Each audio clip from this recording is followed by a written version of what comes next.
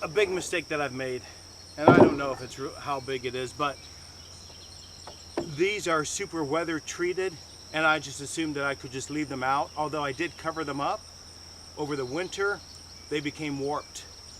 So if you can learn anything from this, buy your wood as needed.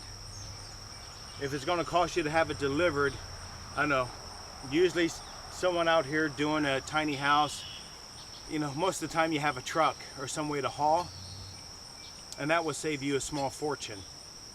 And then get the wood that you need. At the very least, I'm sure you can cover it up for short term, but I shouldn't have covered it up all winter long. Lesson learned. I definitely won't do that for my lumber when it comes to building the walls.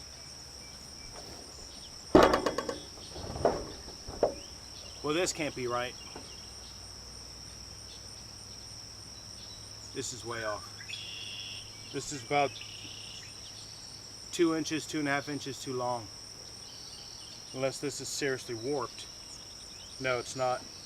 This has to be cut. I am pretty glad that I invested in battery operated tools, rechargeable tools.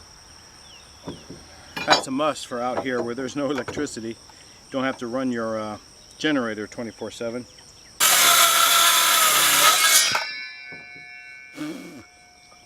Yeah. I'm concerned with a little bit of sawdust getting on me. Imagine when I start dealing with poo. I'm the kind of person who likes to work on cars but hate to get grease on my hands. I'll live with it.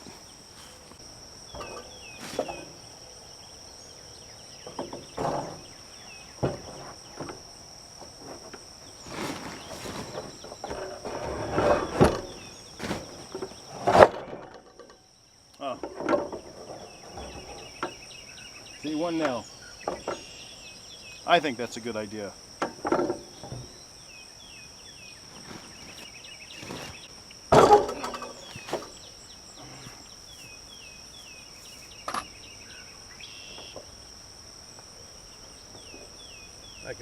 There's a tick. See, there's a tick right there trying to get me.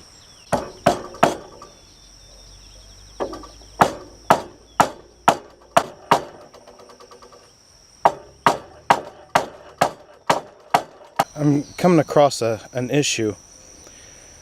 What's happening is that this beam is further down than this. So when I lay down my boards, they're sticking up right there. So I kind of have to raise this a bit in order to nail that down. And that might, I don't know, that might cause some physical issues because this thing is getting heavier and heavier. Since I'm by myself, I use this to help me lift the board, and then I'll take my foot and kind of nudge that up a bit.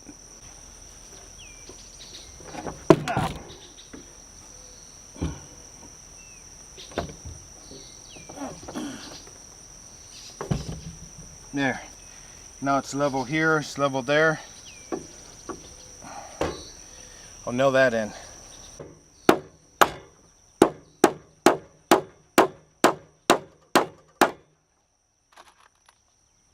Was never much of a tool man. Not these kind of tools.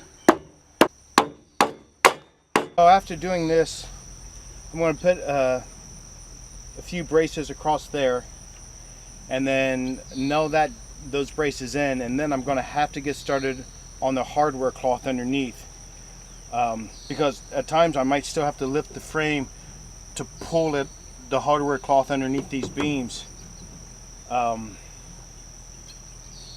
And the more that I put on there, the heavier this is going to be and harder to do that. So I can do that with this and still lift it up, but for now on, as I put some down, I'm going to have the cloth already laying down, so when I nail these down, it's already secured, if that makes sense, right? Which will probably be easier anyway. I'll show you what I mean. after I get these done. So those two beams are done. You can still see a slight warp, mostly this one, that's really bad. But hopefully that's going to straighten out as I put the rest in. Look at that. These ticks are smart.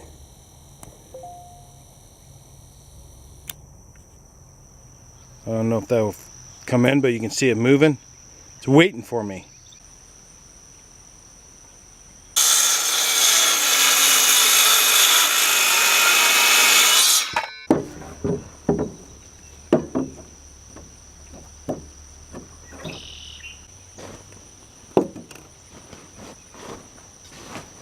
Look at that.